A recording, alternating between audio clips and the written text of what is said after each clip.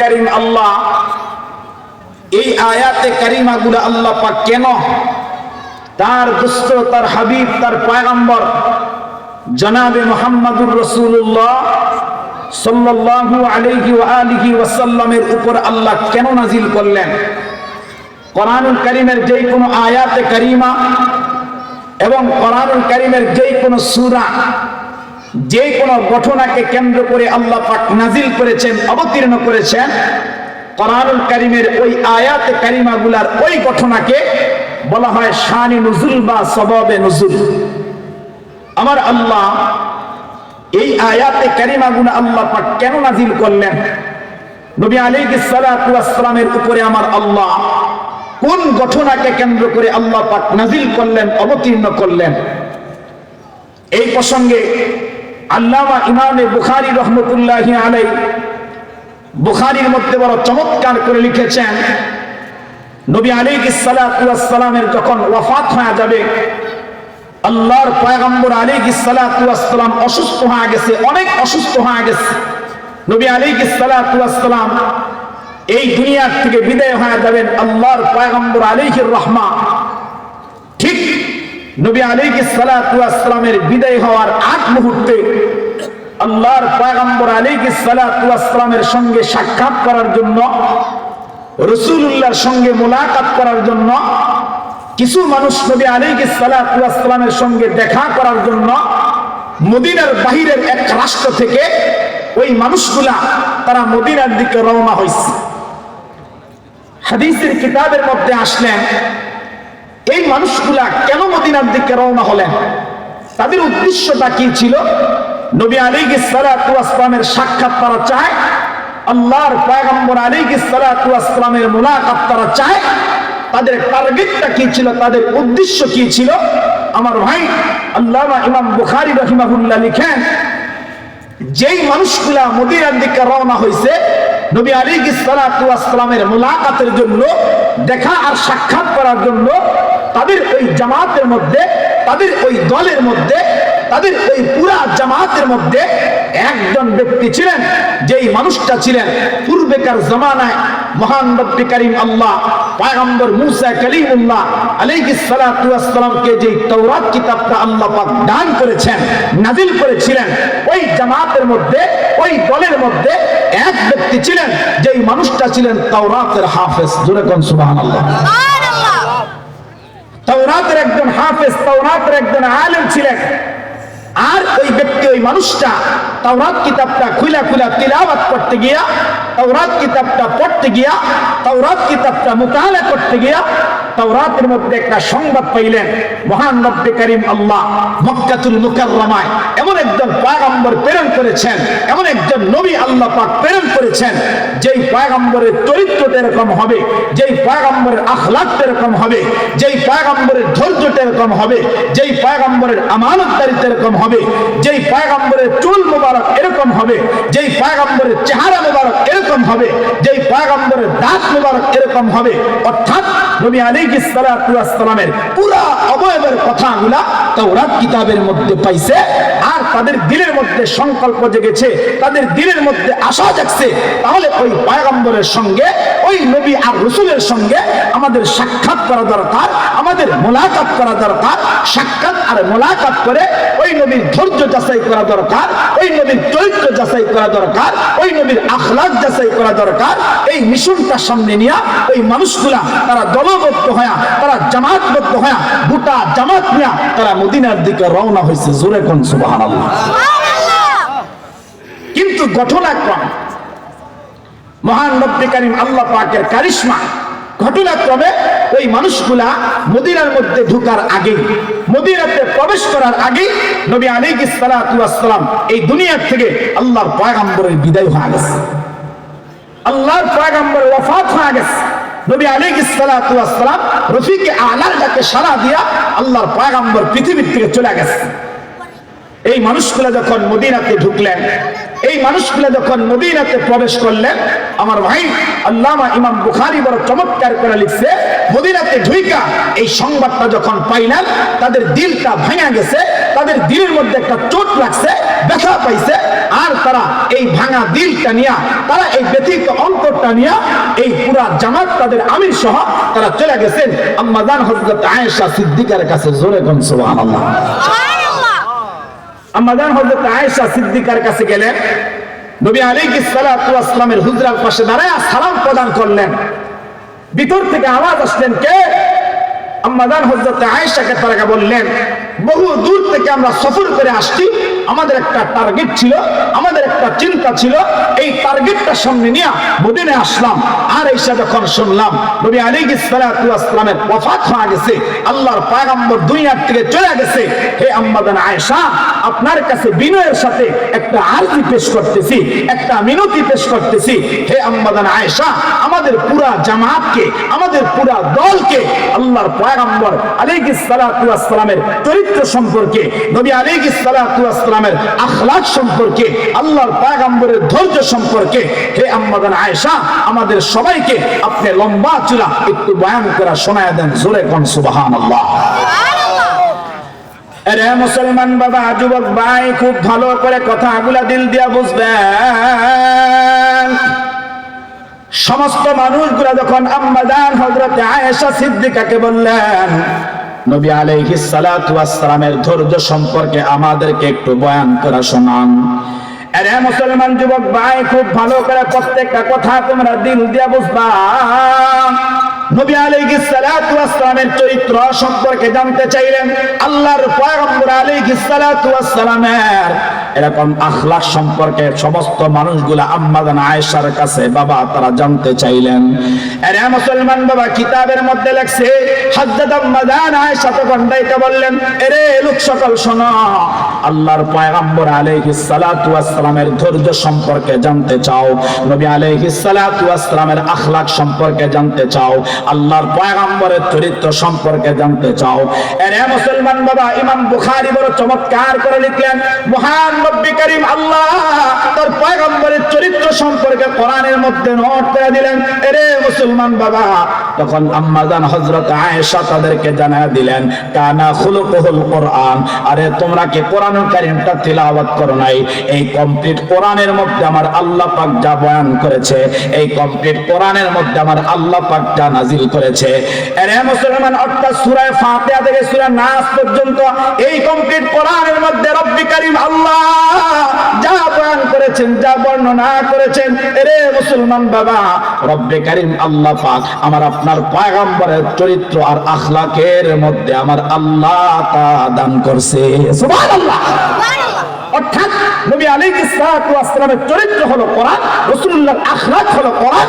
আমার আম্মা জান হযরত আয়েশা সিদ্দিকা জানায় দিলেন, শোনো, কোরআনটা তিলাওয়াত করো নাই, তোমরা কোরআনটা কি পড়ো নাই? এই কোরআনের মধ্যে আমার আল্লাহ যা বয়ান করেছে, কোরআনের মধ্যে আমার আল্লাহ যা নাযিল করেছে, শোনো, তোমার আমার পয়গম্বরের চরিত্র, তোমার আমার পয়গম্বরের আখলাকের মধ্যে আসমানের মালিক আল্লাহ, আসমানের মালিক রব আমার আল্লাহ, তোমার আমার নবীর পয়গম্বরের চরিত্র আর আখলাক আর ধৈর্যের মধ্যে আমার আল্লাহ পাক তা দান করে দিয়েছে। জোরে কোন সুবহানাল্লাহ।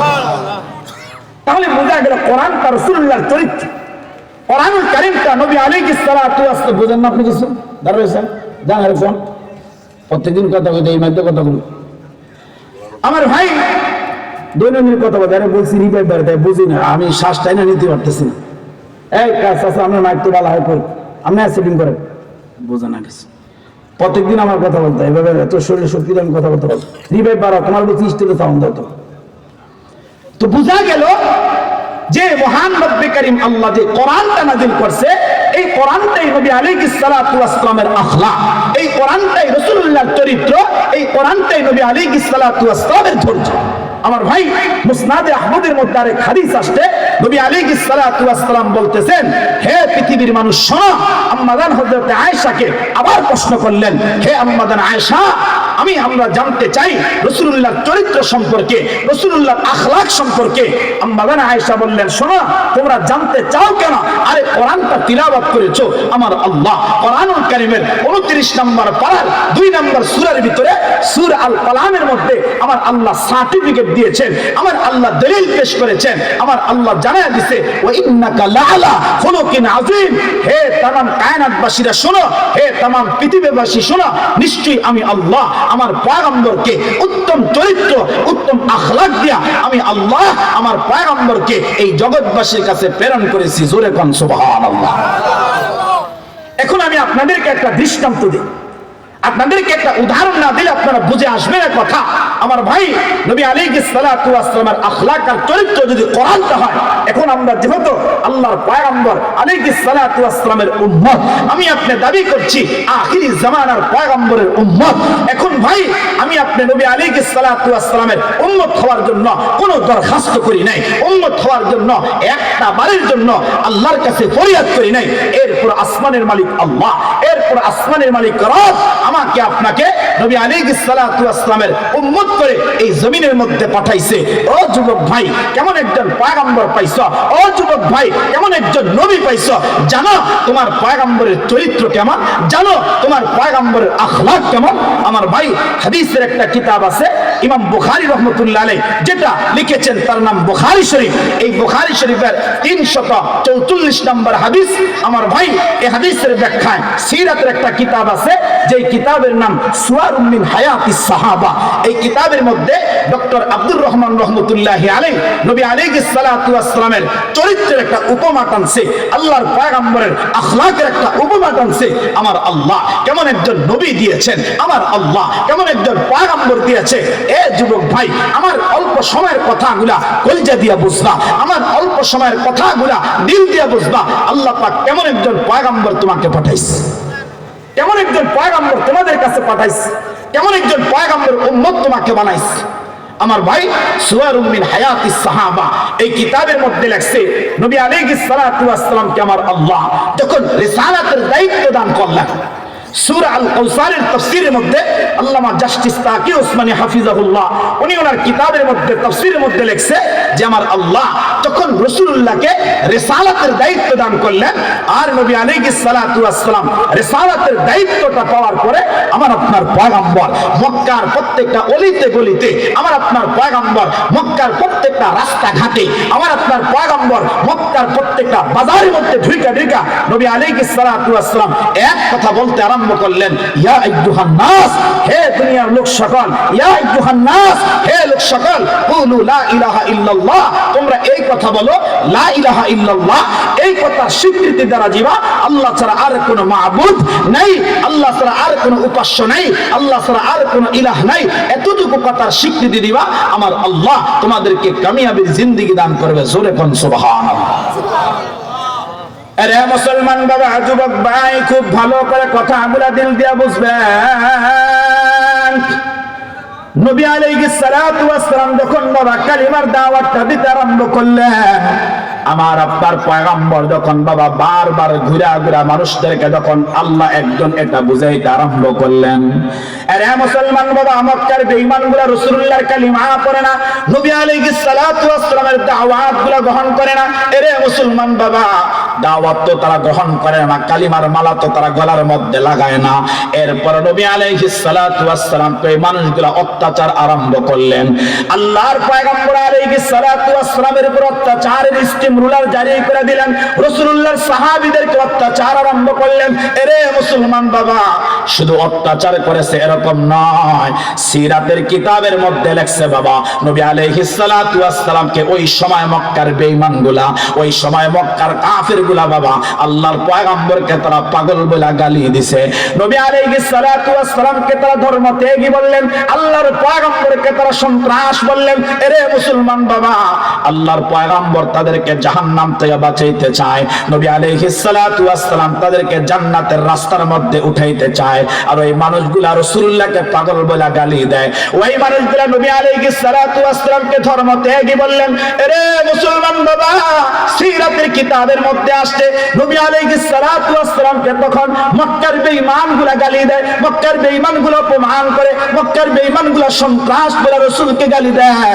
আমার আল্লাহ পাক এমন একটা সময় রাসূলুল্লাহর হাতের মধ্যে দান করলেন, আমার আল্লাহ পাক এমন একটা সময় রাসূলের অনুকূলের মধ্যে আইনা দিলেন, যেই মানুষগুলো রাসূলুল্লাহকে বেঈমান বলেছে, যেই মানুষগুলো নবী আলাইহিস সালাতু ওয়াস সালামকে ধর্ম ত্যাগী বলেছে, আমার আল্লাহ আল্লাহ পাক এমন একটা সময় দান করলেন, ওই মানুষগুলাই রাসূলুল্লাহর আখলাক আর চরিত্র দেখা ওই মানুষগুলা নবীর হাতে হাত রাখা তারা কালিমা পড়ে মুসলমান হয়ে গেছে।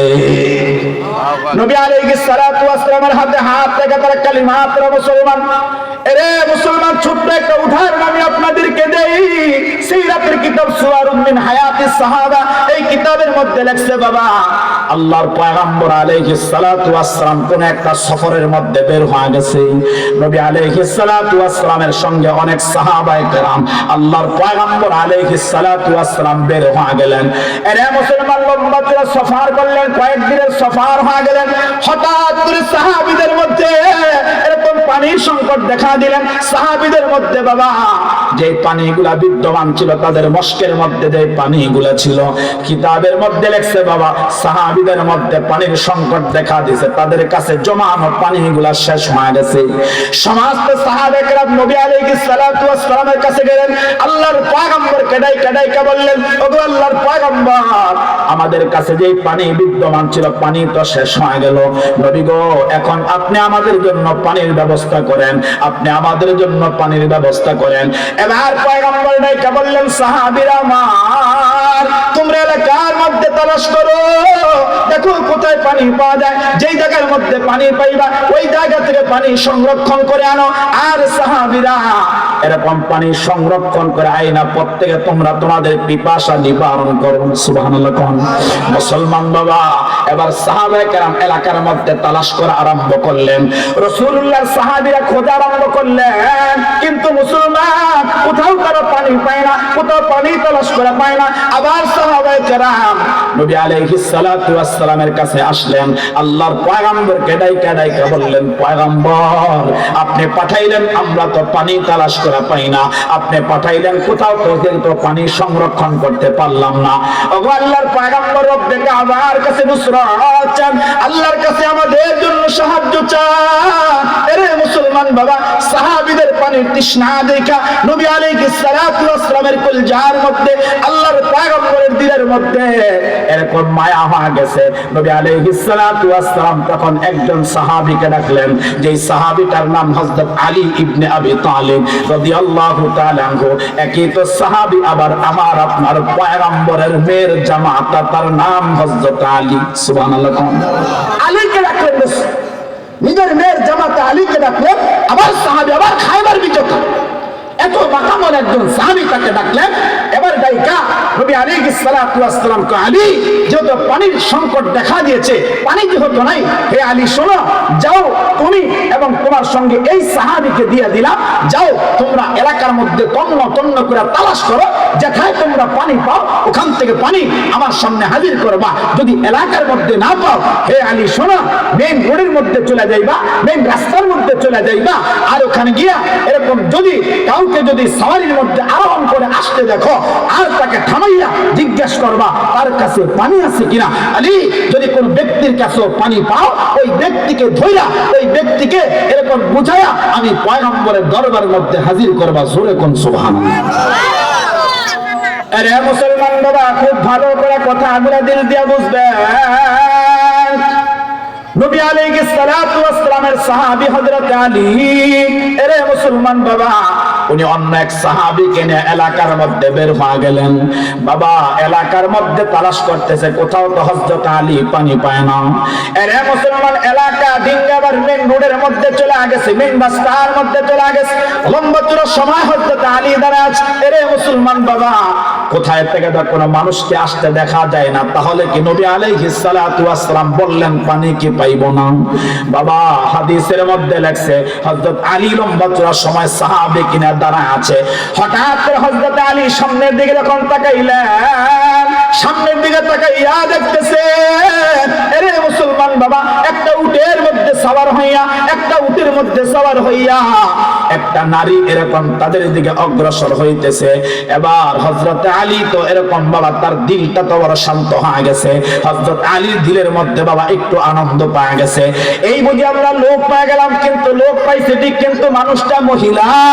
এরে মুসলমান বাবা, নবী আলাইহিস সালাতু ওয়াস সালামের কথা স্মরণ করে হযরত আলী এবং মহিলার রাস্তাটা আটকায় দিলেন। এরে মুসলমান, রাস্তাটা আটকাইয়া মহিলাকে ডাইকা বলতেছেন, মা আপনার কাছে একটা কথা জানতে চাই, আপনার কাছে একটা কথা শুনতে চাই। এ মা শুনেন, আপনার মস্কের মধ্যে পানি আছে কিনা, আপনার ভান্ডের মধ্যে কোনো পানি আছে কিনা, বা যদি পানিটা থাকে কোথায় থেকে পানি সংরক্ষণ করলেন? আরে মুসলমান, মহিলা তখন ডাইকা বলতেছে, যুবক হ্যাঁ আমার কাছে এক মস্ক পানি আছে, আমার কাছে এক মস্ক পানি আছে। এই কথাটা বলার সঙ্গে সঙ্গে হযরত আলী ডাইকা বললেন, মা আপনার কাছে একটা কথা জানতে চাই, বলেন কোথায় থেকে আপনি পানিটা সংরক্ষণ করলেন, কোথায় থেকে আপনি পানিটা আনলেন? আরে মুসলমান, সুয়ারুম মিন হায়াতিস সাহাবা কিতাবের মধ্যে চমৎকার করে লিখলেন। আবার মহিলা ডাইকা কয়, যুবক আজকে এই জায়গার মধ্যে, এখন এই জায়গার মধ্যে আমি বিদ্যমান, এই জায়গার মধ্যে তুমি পথ আটকায় আমাকে সাওয়ারি থেকে নামাইলা। ও যুবক শোনো, গতকাল ঠিক এই সময় আমি যেই জায়গাটার মধ্যে ছিলাম ওই জায়গাটা থেকে আমি মহিলা পানি সংরক্ষণ করেছি। সুবহানাল্লাহ, আমি ওই জায়গা থেকে পানিটা সংরক্ষণ করছি। এবার হযরত আলী চিন্তা করলেন, আরে এটা তো বড় দূরের রাস্তা, একদিনের রাস্তা, এখন যদি মহিলাকে ছাইরা এখান থেকে রওনা হই একদিন চলে যাবে, অর্থাৎ আজ মহিলা এখানে, কাল এই সময় যেখানে ছিল ওই জায়গায় পানি, এটা দূরের পথ, যাওয়া যাবে না। তবে হ্যাঁ, যেহেতু মহিলার কাছে পানি আছে, এই মহিলাকেও ছাড়া যাবে না। চিল্লা এখন আল্লাহু আকবার। নবী আলাইহিস সালাতু ওয়াস সালাম যেহেতু বলেছেন, যার কাছে পানি পাও তাকে আমার কাছে আনবা, যার কাছে পানি পাও তাকে আমার কাছে নিয়ে আসবা। এই মহিলাকে তো ছাড়া যায় না, কারণ মহিলার কাছে পানি আছে, কারণ মহিলার কাছে এক মস্ক পানি আছে। এবার হযরত আলী ওই মহিলাকে ডাইকা বলে, মা আপনাকে যেতে দেওয়া যায় না, কারণ আপনার কাছে পানি আছে, আর যার কাছে পানি আছে আমার পয়গম্বর, আমার নবী বলেছে তাকে যেন আমার পয়গম্বরের কাছে নিয়ে যায়, আমার নবীর কাছে নিয়ে যায়। এবার মহিলা মোটা গলায় আওয়াজ দিয়ে বলতেছে, হে যুবক জানতে চাই কে তোমার পয়গম্বর, ও যুবক জানতে চাই কে তোমার নবী। এই কথা যখন বলছে, এবার হযরত আলী ডাইকা কয়, মা আমার পয়গম্বরের নাম, মা আমার নবীজির নাম হচ্ছে মুহাম্মাদুর রাসূলুল্লাহ। সূরা কোন সুবহানাল্লাহ। এই কথা যখন হযরত আলী বলছে যে আমার পয়গম্বরের নাম মুহাম্মদ, আমার নবীজির নাম মুহাম্মাদুর রাসূলুল্লাহ, এই কথা বলার সঙ্গে সঙ্গে মহিলার তো মাথা গরম হয়ে গেছে। এবার মহিলা চোখ রাঙিয়ে বলতেছে, এ যুবক তুমি কি মক্কার ওই যুবকের কথা বলো, মক্কার ওই মুহাম্মদের কথা বলো? আরে সে তো একটা ধর্ম থেকে, আরে সে তো সন্ত্রাস, আরে সে তো পাগল। নবী আলাইহিস সালাতু ওয়াস সালামকে যখন গালিটা দিয়েছে, মহিলা এই কথাটা বলছে, হযরত আলীর পায়ের রক্তগুলা মাথায় উঠে গেছে। কিন্তু মাথায় ওঠার পরও হযরত আলী তার নিজেকে কন্ট্রোল করে, তার মেজাজকে কন্ট্রোল করে। কেন কন্ট্রোল করলেন? এই কথা হাদিসের মধ্যে আসছে।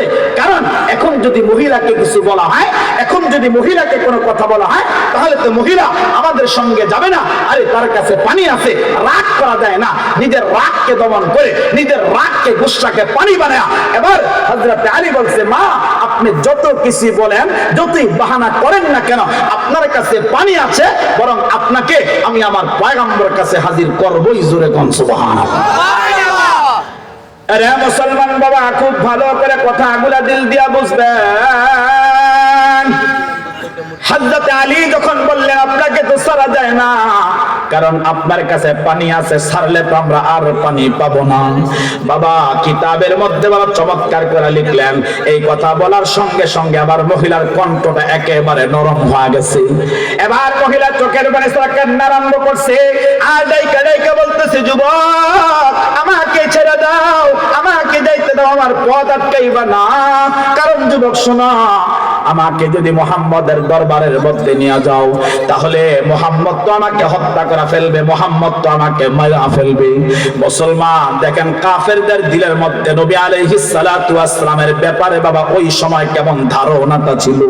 মহিলা আবার কাঁদতেছে আর বলতেছে, যুবক শোনা, কয়েকদিন আগে আমার স্বামীটা মারা গেছে, আমি তো বিধবা হয়ে গেছি, আমার ছোট্ট ছোট্ট কতগুলা বাচ্চা আছে, এখন যদি আমাকে হত্যা করা হয় আমার বাচ্চাগুলা এতিম হয়ে যাবে, তারা হালাক হয়ে যাবে, তারা তো বরবাদ হয়ে যাবে। এবার হযরত আলী ডাইকা ডাইকা কয়, মা আপনার মুহাম্মদুর রাসূলুল্লাহর উপরে যেই ধারণাটা, এই ধারণাটা সবচাইতে বড় একটা ভুল, কারণ আপনি আখিরি পয়গম্বরকে চিনেন নাই। এর আপনার দিলের মধ্যে যদি কোনো সংকোচ হয়, আপনার দিলের মধ্যে যদি কোনো প্রকার ভয় হয়ে যায়, আমার নাম আলী, আমি আপনাকে অভয় দিতেছি, আপনার বিন্দু পরিমাণ ক্ষতি হবে না, আপনার বিন্দু পরিমাণ সমস্যা হবে না। এবার হযরত আলী মহিলাকে লইয়া নবী আলাইহিস সালাতু ওয়াস সালামের দরবারের মধ্যে হাজির। আল্লাহর পয়গম্বর মহিলাকে দেখে একটা ডাক দিলেন। নবী আলাইহিস সালাতু ওয়াস সালাম ডাক দেয়া কয়, মা আপনার কাছে কি পানির মস্ক আছে কিনা, আপনার কাছে পানি আছে কিনা? এবার মহিলা ডাক দেয়া কয়, হ্যাঁ হ্যাঁ মুহাম্মদ, হ্যাঁ আমার কাছে এক মস্ক পানি আছে, আমার কাছে এক মস্ক পানি বিদ্যমান আছে। এরে মুসলমান বাবা, তখন নবী আলাইহিস সালাতু ওয়াস সালাম ডাক দেয়া কয়, মা আপনার কাছে পানির যেই মস্কটা আছে, পানির যেই ভাণ্ড, যেই পাত্রটা আছে, আপনার পানির মস্ক, পানির ভাণ্ডটা একটু আমি মুহাম্মদের হাতের মধ্যে দেন। চিল্লায়া কোন সুবহানাল্লাহ। নবী আলাইহিস সালাতু ওয়াস সালামের হাতের মধ্যে যখন পানির মস্কটা দিয়া দিলেন, এরে মুসলমান পানির ভাণ্ডটা দিয়া দিলেন, তখন নবী আলাইহিস সালাতু ওয়াস সালাম এরকম পানির পাত্রটা হাতের মধ্যে নিয়ে আল্লাহর পয়গম্বর একটা ঘোষণা দান করলেন। নবী আলাইহিস সালাতু ওয়াস সালাম বলেন, এরে আমার সাহাবীরা শোনো, ধরো ধরো আলীর হাতের মধ্যে পানির পাত্রটা দিলাম, এই পানির পাত্র তোমরা লইয়া যাও, আর সিরিয়াল মেইনটেইন করে করে দাঁড়াও, আর প্রত্যেকে সিরিয়াল ধরে দাঁড়ায় দাঁড়ায় এই মহিলার মস্ক থেকে প্রত্যেকের পানি খেয়ে তোমাদের তৃষ্ণা নিবারণ করো। জোরে জোরে কোন সুবহানাল্লাহ। নবী আলাইহিস সালাতু ওয়াস সালাম যখন এলানটা করে দিলেন, আল্লাহর পয়গম্বর যখন বললেন, এই মস্ক থেকে সবাই তোমরা পানি পান করো, সবাই তোমাদের তৃষ্ণা নিবারণ করো। এরে মুসলমান বাবা, এই কথা শোনার সঙ্গে সঙ্গে মহিলার চোখ বাবা কপালের মধ্যে উঠা গেছে। মহিলা চিন্তা করতেছে, এত সংখ্যক সাহাবী দেখা যায়, এত সংখ্যক মানুষ দেখা যায়, এক মস্ক পানি থেকে সবাই পান করে, এটা কোশ্চিনকালও সম্ভব না। এরে মুসলমান বাবা, কিতাবের মধ্যে লেখছে এক এক করে নবী আলাইহিস সালাতু ওয়াস সালামের সাহাবীরা এরকম সিরিয়াল মেইনটেইন করে করে, এরে মুসলমান বাবা, সবাই এরকম পানি পান করা আরম্ভ করে দিছে। বাবা অনেক লম্বা চূড়া কথা সংক্ষেপে আমি আপনাদেরকে শোনা দেই। এবার এক এক করে পান করতে করতে প্রত্যেকটা সাহাবী পানি পান করে ফেলছে। সুবহানাল্লাহ। সবাই যখন পান করা শেষ হয়ে গেছে, এবার নবী আলাইহিস সালাতু ওয়াস সালাম এরকম দ্বিতীয় আরেকটা ঘোষণা দান করলেন, দ্বিতীয় আরেকটা এলান করলেন। আমার আপনার পয়গম্বর এবার ডাইকা ডাইকা বলতেছেন, ও আমার সাহাবীরা শোনো, সবাই মহিলার মস্ক থেকে পানি পান করে তোমাদের তৃষ্ণা নিবারণ করলাম, আর এ তার মস্ক থেকে পানি পান করে সবাই তোমাদের তৃষ্ণা নিবারণ করলাম। এ সাহাবীরা শোনো, আমি পয়গম্বর তোমাদেরকে আরেকটা এলান শোনায় দেই, আমি পয়গম্বর তোমাদেরকে আরেকটা আদেশ করতেছি, এই মস্কটা আবার তোমরা আমার হাতের মধ্যে থেকে নাও। এই মস্কটা নিয়ে এবার তোমাদের যাদের কাছে যেই ভাণ্ড আছে, এবার তোমাদের যাদের কাছে যে পানি জমা করার পাত্র আছে, তোমাদের যাদের কাছে পানি জমা করার যে মস্ক আছে, এ আমার সাহাবীরা শোনা, সবাই এই মহিলার মস্ক থেকে তোমাদের মস্কগুলা ভরা ভরা রাইখা দাও। সুবহানাল্লাহ। সবাই তোমাদের ভাণ্ডগুলার মধ্যে পানি জমা করে রাইখা দাও। এই কথা যখন নবী আলাইহিস সালাতু ওয়াস সালাম বললেন, এবার তো মহিলা আশ্চর্য হয়ে গেছে।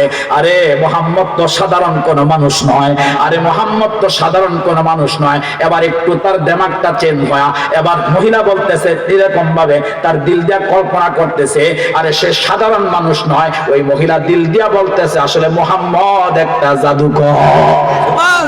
এটা চিন্তা করতেছে, এতগুলা মানুষ এখান থেকে পানি পান করলো, পানি শেষ হইল না, এখন আবার বলতেছে যার কাছে যা আছে, যার কাছে যেই পাত্র আছে জমা করো, তোমাদের পাত্রের মধ্যে পানি ভরা ভরা রাখো। এই এলানটা যখন দিলেন, আমার ভাই কিতাবের মধ্যে লেখছে সমস্ত সাহাবায়ে কেরাম এবার তাদের ভাণ্ড, এবার তাদের পাত্রগুলা পানি ভরতে আরম্ভ করলেন, পানি ভরা রাখলেন। আমার ভাই এক ফোঁটা পানিও কমে নাই। পানি ভরা যখন রাখা হয়েছে, নবী আলাইহিস সালাতু ওয়াস সালাম নিজের হস্ত দিয়া এবার মহিলার পাত্রটা মহিলার কাছে আল্লাহর পয়গম্বর হস্তান্তর করেছে। জোরে কোন সুবহানাল্লাহ। আরে মুসলমান বাবা, নবী আলাইহিস সালাতু ওয়াস সালাম যখন মহিলাকে বুঝাইয়া দিলেন, এবার মহিলাটা যখন চলে যায়, আমার আপনার পয়গম্বর ডাইকা ডাইকা বলতেছে, মা একটা কথার জবাব আপনি আমাকে শোনাইয়া যান, একটা কথার জবাব আপনি আমাকে দিয়া যান। ওই মহিলা তো চোখ বড় বড় করে আবার পয়গম্বরের দিকে তাকাইলেন। এবার নবী আলাইহিস সালাতু ওয়াস সালাম বলতেছেন, মা যেই মস্কটা আপনি আমার হাতের মধ্যে দিলেন, যেই মস্কটা আপনি আমার কাছে দিলেন, আমার সাহাবীরা এখান থেকে পানি পান করলো, আমার সাহাবীরা এখান থেকে তাদের পাত্রের মধ্যে পানি জমা করে রাখলো। এ মা একটু তাকায় তাকায় দেখেন না, আপনার মস্কের মুখটা দিয়ে একটু তাকায় তাকায় দেখেন না, আপনার মস্কের পানি এগুলা কমছে কিনা, আপনার মস্কের পানি এগুলা ফুরাইছে কিনা। এরে মুসলমান বাবা, মহিলাটা সঙ্গে সঙ্গে তার মস্কের মধ্যে এরকম তাকাইলেন। মহিলা যখন তার পানির মস্কের মধ্যে তাকাইলেন, এরে মুসলমান বাবা, তখন মহিলাটা চিল্লা একটা আওয়াজ করে বলতেছে, মুহাম্মদ, হায় হায়, এটা কেমন করে সম্ভব? এটা তো কোনোভাবে সম্ভব না। যেই মস্কটা তোমার হাতের মধ্যে দিয়েছিলাম, যেই পরিমাণ পানি আমার মস্কের মধ্যে ছিল, এখন আবার সবাই খাওয়ার পর জমা করে রাখার পর আমার হাতে যখন মস্কটা দিলা, আমি তাকায় তাকায় দেখতেছি আমার মস্ক থেকে বিন্দু পরিমাণ পানি কমে নাই, বরং আমার মস্কের মধ্যে আগের চাইতে একটু বেশি পানি দেখা যায়।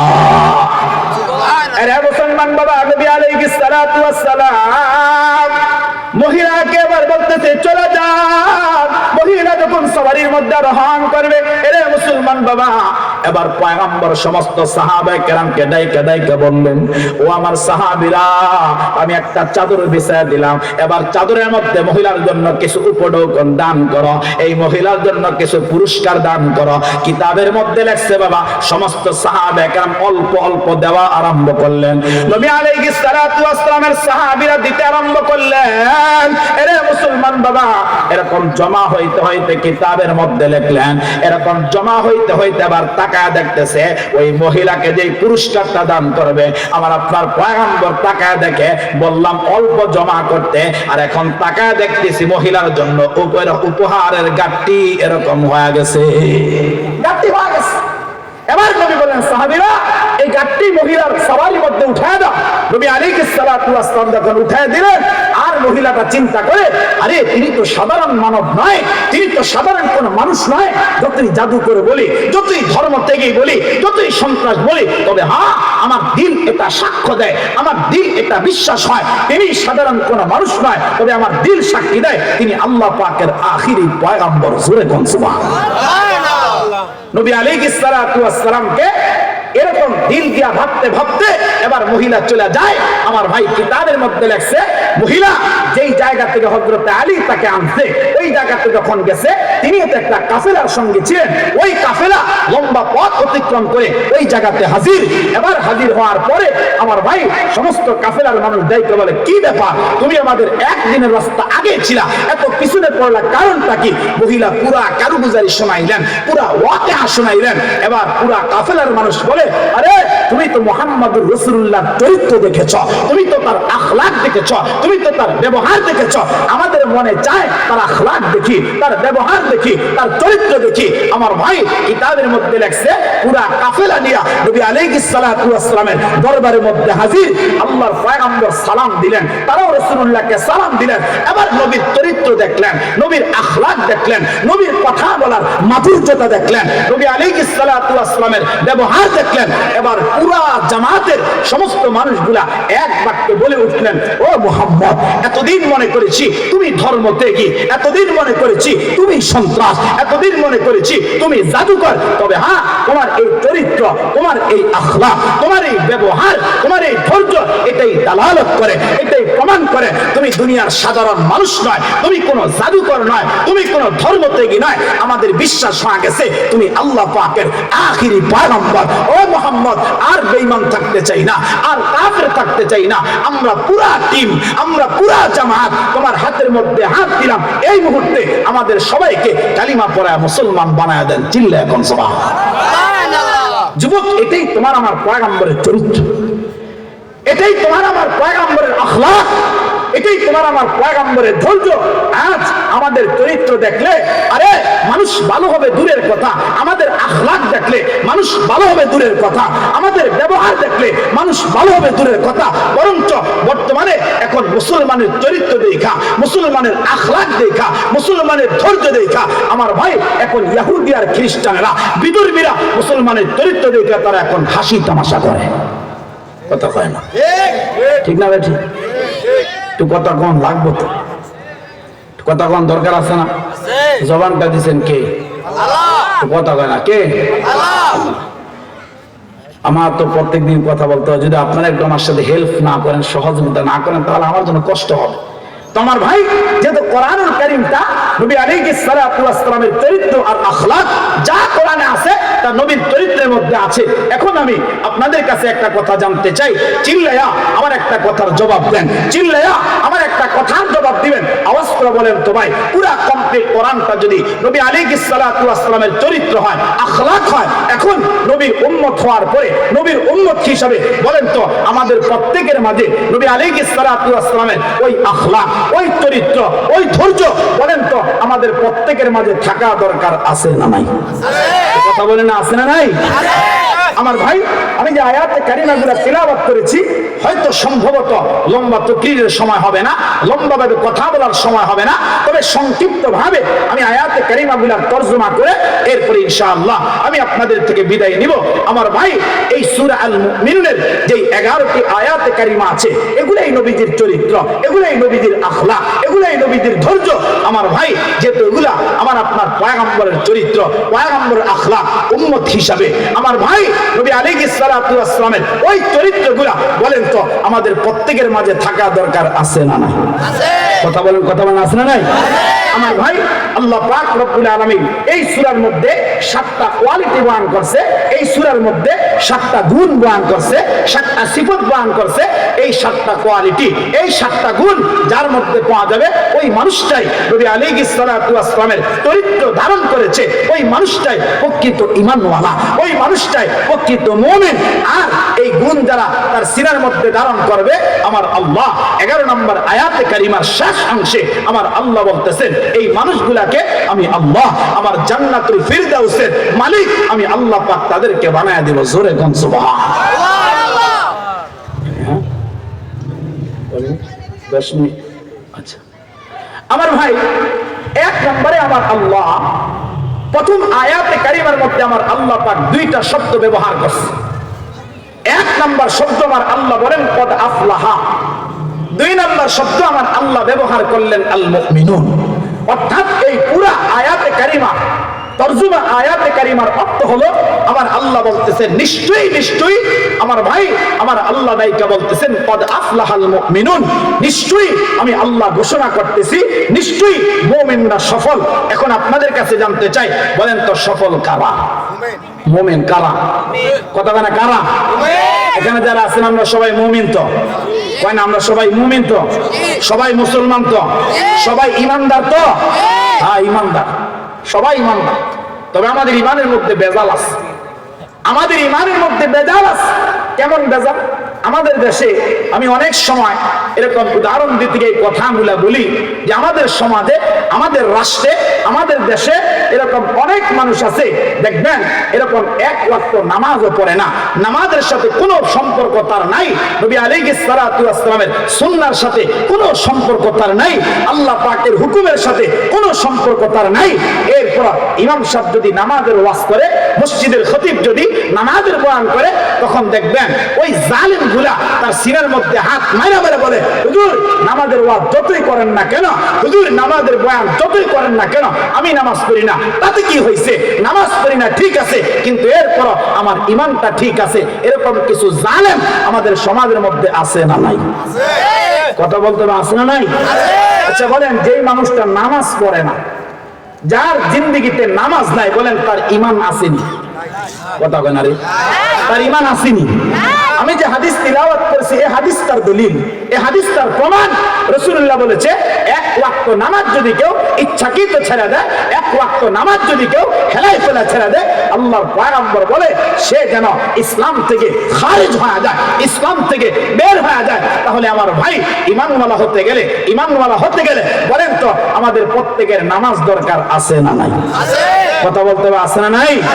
তো আমার আল্লাহ, আমি যদি আপনাদেরকে শুধু এই প্রথম আয়াতের দুই শব্দ, এক নম্বর কদ আফলাহা আর দুই নম্বর আল মুমিনুন, এই দুই শব্দের তাফসীর যদি করি তাহলে কমস কম 2 ঘন্টা সময় দরকার। তবে আমার হাতে মাত্র 10 মিনিট সময় আছে। আমার ভাই, খুব সংক্ষিপ্ত ভাবে আমি আপনাদেরকে কথা শোনায় দিতেছি। আমার আল্লাহ জি বললেন মুমিনরা সফল। এখন আগে আমাদেরকে বুঝতে হবে এই সফলতা দিয়া আমার আল্লাহ কোন সফলতা বুঝাইলেন, এই সফলতার দ্বারা আমার আল্লাহ আমাদেরকে কোন সফলতা অর্জন করতে বললেন। আর আমি আর আপনি, আমরা যারা দুনিয়াতে আছি, আজ আমরা সফলতা বলতে কিটা বুঝলাম?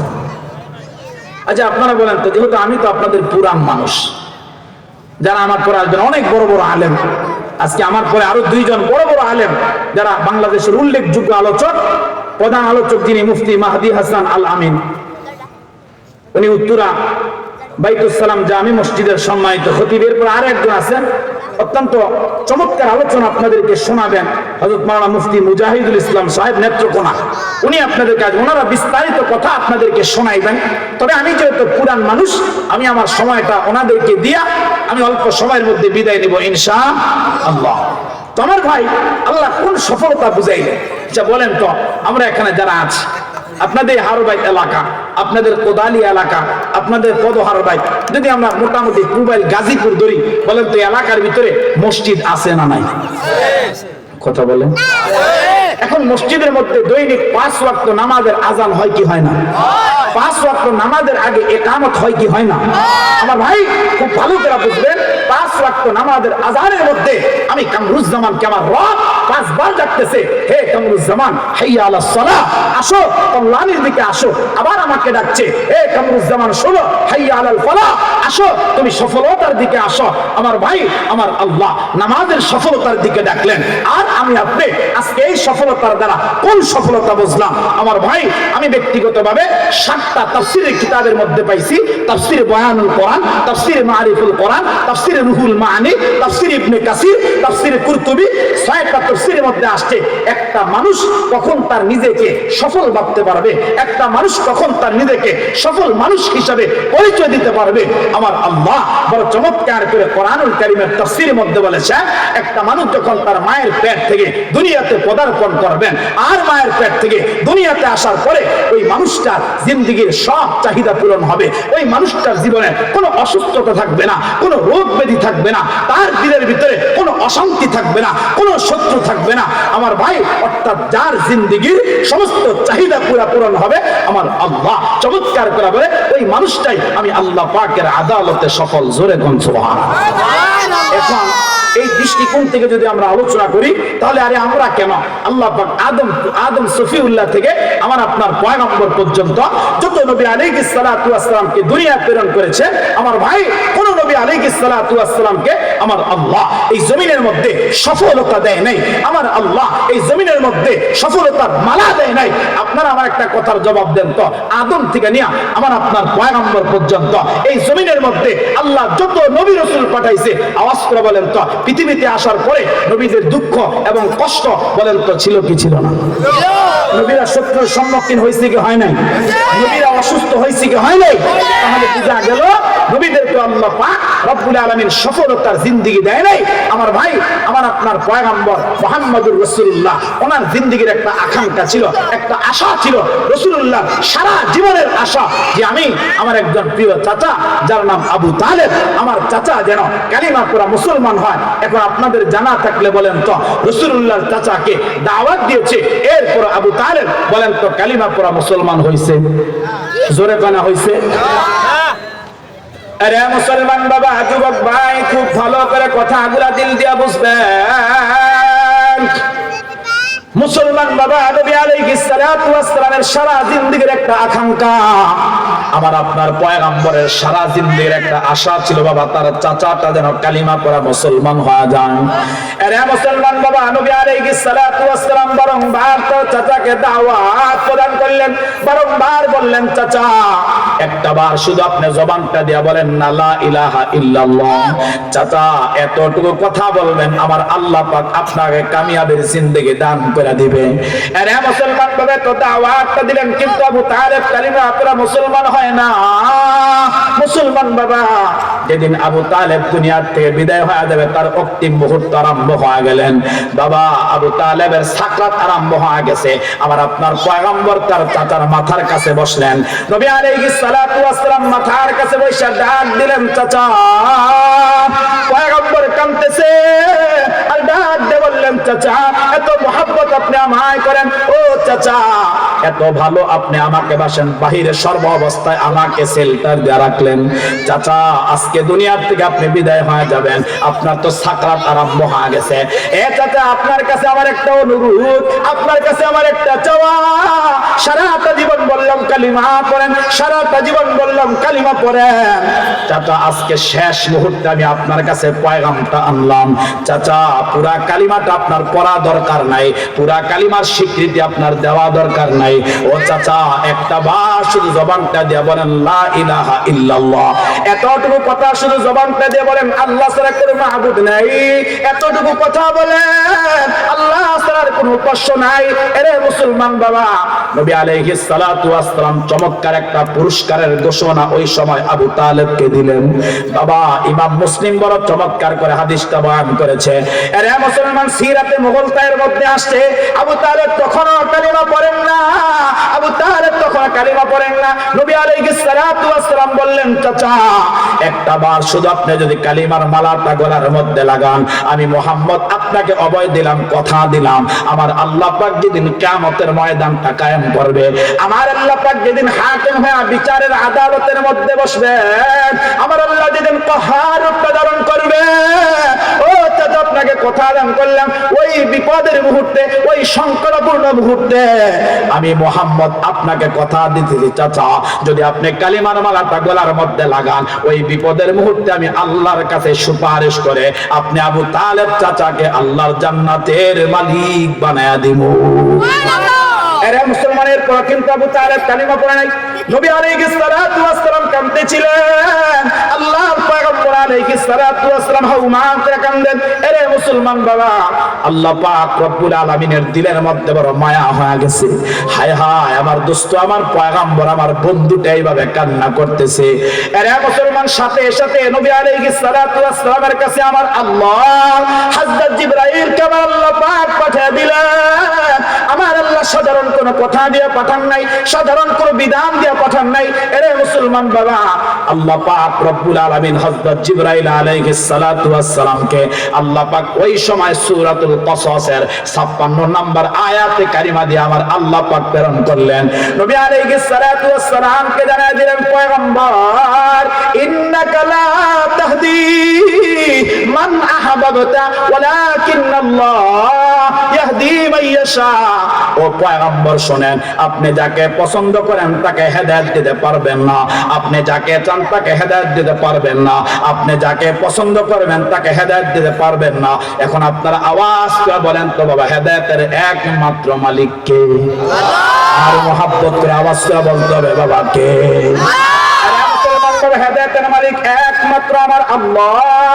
আল্লাহ পাক দুনিয়ার কোন পীরের হাতে হেদায়েত দেয় নাই, আমার আল্লাহ দুনিয়ার কোন ওলির হাতে হেদায়েত রাখেন নাই, আমার আল্লাহ দুনিয়ার কোন আলেমের হাতে হেদায়েত রাখেন নাই। এরে মুসলমান বাবা, দুনিয়ার কোন ওলি গাউস কুতুব আবদাল যা আছে তাদের হাতে হেদায়েত রাখেন নাই। আল্লাহ পাক দুনিয়ার কোন পয়গম্বরকে হেদায়েতের দৌলতটা দান করে নাই। বাবা এই দৃষ্টিকোণ থেকে আমরা জানতে পারলাম আল্লাহ পাক রব্বুল আলামিন কোন পয়গম্বরকে সফলতার মালা দেয় নাই। এরে মুসলমান, এখন আপনাদের একটা প্রশ্ন দেখতে পারলাম, কেন দিলেন না? দুনিয়াতে নবীদেরকে মনোনীত করে পাঠায়, দামি করে পাঠায়, কেন দিলেন না?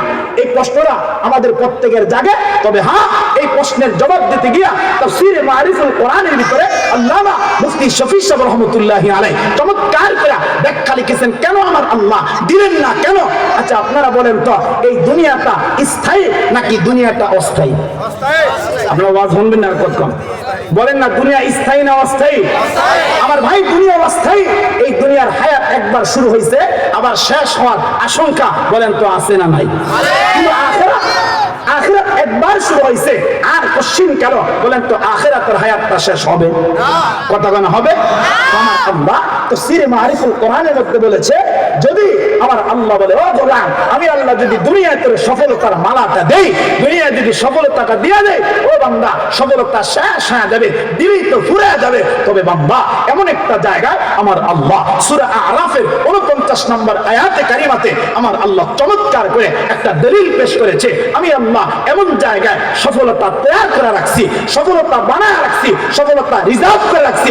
ও আমার বান্দা, যেই জায়গায় একবার ঢুকায়া আমি আল্লাহ তোর সফলতা দান করব, আর শেষ হবে না। ও আমার বান্দা বান্দি, আমার ওই জায়গাটার নাম হলো আমি আল্লাহ পাকের বানানো জান্নাত। জোরে কোন সুবহানাল্লাহ। আরে মুসলমান, কেন আল্লাহ পাক জান্নাতকে তার সফলতার জায়গা বললেন? এরে মুসলমান বাবা, আল্লাহ পাক সূরা হামিম আস-সাজদার মধ্যে বড় চমৎকার করে বললেন, বাবা দুনিয়ার জমিনের মধ্যে মানুষ কোনো কিছু চাইলে কিন্তু বাবা সাথে সাথে পাওয়া যায় না। এরে মুসলমান, দুনিয়ার চেয়ারম্যানের কাছে একবারের জায়গায় 5 বার যাওয়া লাগে, দুনিয়ার পুলিশের কাছে একবারের জায়গায় 5 বার যাওয়া লাগে, দুনিয়ার কাউন্সিলরের কাছে একবারের জায়গায় 5 বার যাওয়া লাগে। যুবক ভাইরা তোমরা শোনো, যারা আজকে বাবা এরকম যৌবন নামের মেডিসিনটা পাওয়ার পর তারে নারে করে জীবনটা করতেছো, ও যুবক, এমন একটা সময় আসবে বাবা শুধু তুমি আফসোস করবা। আরে তুমি তখন আফসোস করবা, তখন বলবা কি করলাম রে, কি করলাম রে, কি করলাম, সোনার যৌবন হেলায় পেলায় খুয়াইলাম, তারে না রে কইরা সবাই জীবন কাটাইলাম, আমরা সবাই জান্নাতের রাস্তা হারাইলাম। টিকেটে করে দেন, টিকেটের দান জরুরত, বিনা টিকেটে কবর গেলে মুসিবত। তখন তোমরা আফসোস করে বলবা কি করলাম, কি করলাম, দুনিয়াতে কি করলাম। এত করে মসজিদের ইমাম আমাদেরকে বুঝাইলেন, এত করে হযরতরা আমাদেরকে বয়ান করে বুঝাইলেন, এত করে উলামারা আমাদেরকে বয়ান করে বুঝাইলেন। এরে যুবক ভাই শোনো, আজকে যে এই দুনিয়ার জন্য বাবা তুমি পাগল হয়ে গেলা, আমি আমার রব্বে কাবার কসম করে বলতেছি বাবা, এই দুনিয়াতে কোনো মানুষ থাকতে পারবে না, আমার আল্লাহ পাক কাউকে কিন্তু দুনিয়ার মধ্যে রাখবে না। এরে মুসলমান, হযরত চলে আসছে, কথাটা সংক্ষেপ বলে দেই। নবী আলাইহিস সালাতু ওয়াস সালামের হাদিস নকল করে বলতেছেন, আমার আল্লাহ সফলতার জায়গা বানাইলেন জান্নাত। কেমন জান্নাত জানো বাবা? ওই জায়গায় যখন যা চাইবা তখন কিন্তু বাবা তা পাওয়া যাইবা। যেমন বাবা কেউ যদি জান্নাতের মধ্যে প্রবেশ করে, কেউ যদি বাবা জান্নাতের মধ্যে ঢুকে, নবী আলাইহিস সালাতু ওয়াস সালাম বলে ওই বান্দাটার যখন যা মনে চাইবে, বান্দাটার যখন যা খাইতে মনে চাইবে, বান্দাটার জবানটা দিয়ে বলা লাগবে না, বান্দাটার জবানটা দিয়ে প্রকাশ করা লাগবে না, একটা বার শুধু তার কলিজাটা দিয়ে কল্পনা করবে, আমার আল্লাহ পাক সাথে সাথে বান্দার দস্তরখানের মধ্যে হাজির করবে। সুবহানাল্লাহ। এটার নাম জান্নাত। আমি 1 মিনিটে একটা চমৎকার একটা তথ্য দিয়া এরপর আমি আমার কথা শেষ করে ভাইকে মাইক দিয়ে দিচ্ছি। আমাদের ব্রাহ্মণবাড়িয়ার বড় হুজুর আল্লামা সিরাজুল ইসলাম রহমতুল্লাহি আলাইহি, উনি জান্নাত নিয়ে লম্বা চূড়া আলোচনা লিখেছে, লম্বা চূড়া আলোচনা উনি করেছে। উনি জান্নাত নিয়ে আলোচনা করতে গিয়া উনি জান্নাতের ফলের ব্যাখ্যা লিখেছে। আজকে দুনিয়াতে এরকম মৌসুমী ফল খায় কত মানুষ মাতালের মতো হয়, আরে এত সুস্বাদু ফল, এত মজার ফল না, এটা আটা পারছে না, 1 সুদা পরিমাণও না। আমার ভাই আমাদের ব্রাহ্মণবাড়িয়ার বড় হুজুর লেখছে, জান্নাতের এক একটা ফল এরকম ভাবে, এক একটা ফল এরকম 70টা টুকরায় আলাদা হবে, আর এক একটা ফলের ভিতরে এরকম 73 রকমের কালার হবে, আর এক একটা ফলের ভিতরে আমার আল্লাহ তার বান্দা বান্দির জন্য এক একটা ফলের ভিতরে আমার আল্লাহ 72 রকমের মজা দান করবে। সুবহানাল্লাহ। তাহলে যুবক ওগুলোর জন্য তৈরি হয়, ওগুলোর জন্য তৈরি হয়। এই মাহফিল দেওয়ার মাকসাদ এই যে যুবক ভাইরা এত সুন্দর আয়োজন করেছে। আর আমি এখানে থাকা অবস্থায় গত প্রায় সম্ভবত 5-7 বছর আগে আরেকবার এখানে প্রোগ্রাম হয়েছে, এরপর বন্ধ। যুবক ভাইদের কাছে আমার একটা আরজি থাকবে, এবং এলাকার যে সমস্ত আপনারা গণ্যমান্য মানুষেরা আছেন, যেই সমস্ত আপনারা এলাকার ভিতরে নেতৃত্ব দেন, তাদের কাছে একটা উদাত্ত আহ্বান থাকবে যে আপনারা প্রতি বছর কন্টিনিউ এই প্রোগ্রামটা চালিয়ে যাবেন। কারণ আমাদের ইমান দুর্বল, আমাদের ইমানের ব্যাটারি একটু চার্জ প্রয়োজন আছে। এই জন্য ভাই কোরআন শুনলে আজ দেখেন না সমাজের মধ্যে জেনাখুর বেশি, সমাজের মধ্যে মিথ্যা বলার মানুষ বেশি, সমাজের মধ্যে মিথ্যা রটানোর মানুষ বেশি, সমাজের মধ্যে গীবতখোর বেশি, সমাজের মধ্যে চুগলখোর বেশি, সমাজের মধ্যে পরের দোষ বলার মানুষ বলেন তো কম না বেশি? কথা হয় না। সমাজের মধ্যে সুদখোর বেশি আছে, ঘুষখোর বেশি আছে, খারাপ মানুষ বেশি আছে। তবে আমার ভাই বড় বড় ওনাদের মতো ওলামায়ে কেরাম আসবে, এরকম কোরআনের বাণী শোনাবে, হাদিসের কথাগুলো শোনাবে। একটা কথা যদি কারো দিলের মধ্যে লাগে, একটা কথা যদি কারো দিলের মধ্যে ঢুকে যায়, আমার ভাই হতে পারে এই এক কথার দ্বারা আল্লাহ পাক রব্বুল আলামিন আপনার আমার জিন্দেগির মোড়টা ঘুরায় দিতে পারে। এজন্য আপনারা এটার প্রতি লক্ষ্য রাখবেন। আর সর্বশেষ একটা কথা আমি কিছুদিন আগেও প্রোগ্রামে বলেছিলাম, আমি যেহেতু লম্বা চূড়া সময় আপনাদের এখানে ছিলাম, আমার ভাই লম্বা চূড়া সময় এখানে থাকতে গিয়া আমি মানুষ হিসাবে হয়তোবা এরকম অনেক সময় কথা বলতে গিয়া আমার কোনো কথা স্লিপ খায়া কেউ হয়তো আমার